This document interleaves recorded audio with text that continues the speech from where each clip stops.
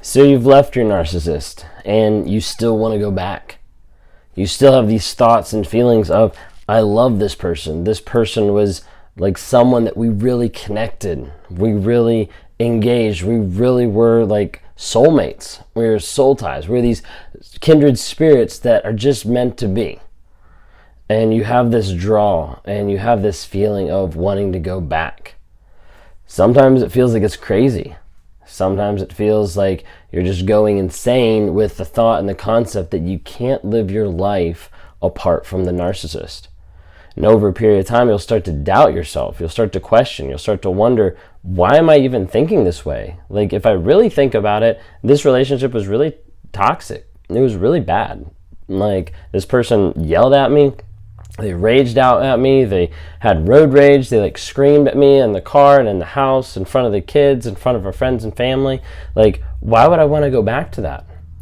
And oftentimes people get confused with that and they get frustrated and they start wondering and start doubting themselves of, maybe I was the problem. Maybe there was something inside of me that I should have changed. Maybe I wasn't good enough. Maybe if I would love the person better, then they would have still been here. Maybe if I would have put out more, then they wouldn't have gone and cheated.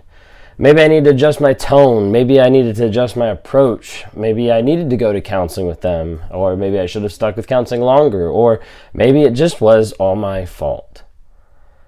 And at the end of the day, all these doubts and all these thoughts tend to pile up and they tend to build themselves in our brain to a place where you start to wonder, maybe you were the problem.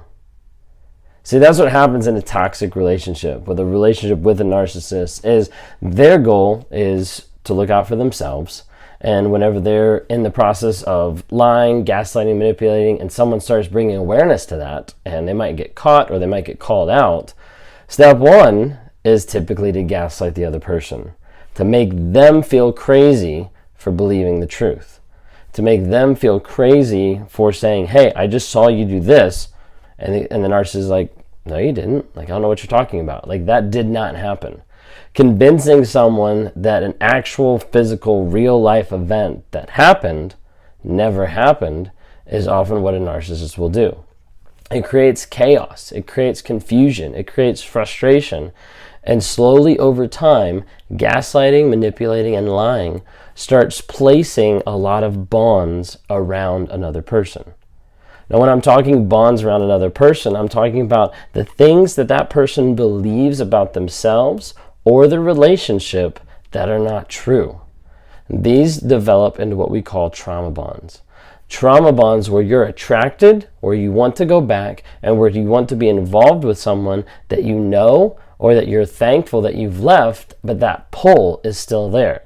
These are these people, like I referred to, of those kindred spirits, of these soul ties, of like people that really want to go back. A twin flames, that's a popular one that gets tossed around now, of like, this was my person.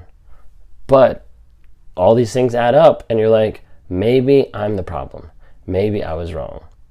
See, as a narcissist, that's what I want you to believe. I want you to believe that you're the problem, not because you are the problem, because you're not. I want you to believe that you're the problem because I created that scenario in your mind.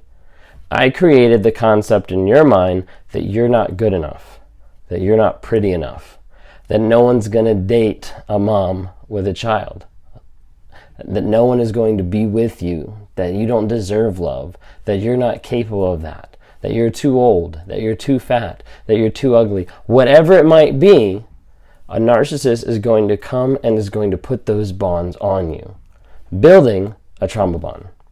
They'll slowly build over a period of time. They'll put you up on that pedestal, then they'll cut you down, then they'll put you up, then they'll cut you down, and then after a while, all they have to do is just keep cutting you down. And you'll start to believe the things that they've said. One of the biggest things that a person will start to believe is just this one simple fact, that it was all your fault. Let me tell you right here and right now, it's not all your fault. But that narcissist will want to twist it around and make you believe that it's all your fault. As a result, you'll start developing more and more feelings for a person you love that didn't exist. You'll start developing feelings and emotions for a person you thought cared when they didn't at all. And over a period of time, you start getting that pull, even after you've left the narcissist. It's almost like a magnet. It's almost like an addiction that's drawing you back to the person. You're like, why the heck do I want to go back to this person when they've lied, abused, cheat me, all these different things? Why do I want to go back? It's because of that trauma bond. It's because of those lies. It's because every single time they say those lies, they put a rope around you and cinch it tight, saying, you're going to stay stuck to me because I'm in control of your worth. The narcissist or the toxic person in your life is not in control of your worth. You are in control of that. And you are worth so much more than any narcissist can ever put you up to. But we have to work on breaking those. We have to work on breaking those lies that happen every single day, that have gotten to the place that they have weaseled their way into your mind, that you're actually thinking that you're the cause, that you're actually thinking you're the problem when you didn't do anything at all.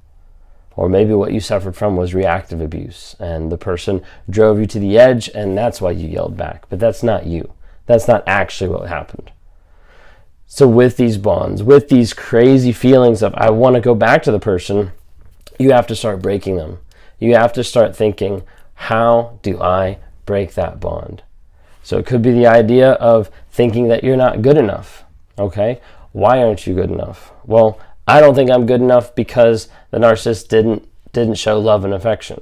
Okay, why didn't they show love and affection? Well, they were consumed about themselves and they never really showed it at all. They never really tried. Okay, why didn't they try? Was it anything that you could have done differently? No, I changed X, Y, and Z all the time, but it seemed like the goal was always moving. It seemed like it was never good enough. Okay, so every time you performed to their level of expectation, the goal changed. So with what you're doing, was there anything you could have done that would have made them happy? No, because that goal was always changing. The level of expectation was always moving. Okay, so then looking at that, what are the facts about it? Regardless of what you would have done, the narcissist would have never been happy or satisfied with you, because the focus is not on you. The focus is on them and what they get out of the relationship. Understanding these simple truths and these simple lies that have been put on you to be able to get to the place where you realize, hey, this is the original statement. This is the actual statement of what's going on.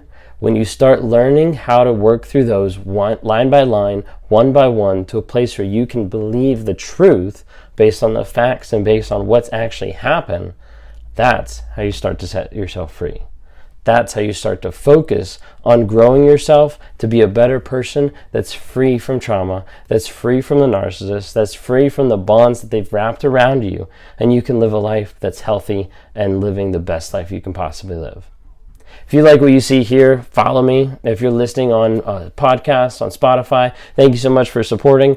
Feel free to click the link to follow me or subscribe. Ask questions on any of my videos. I'd love to hear back from people, get responses, and stay tuned for more.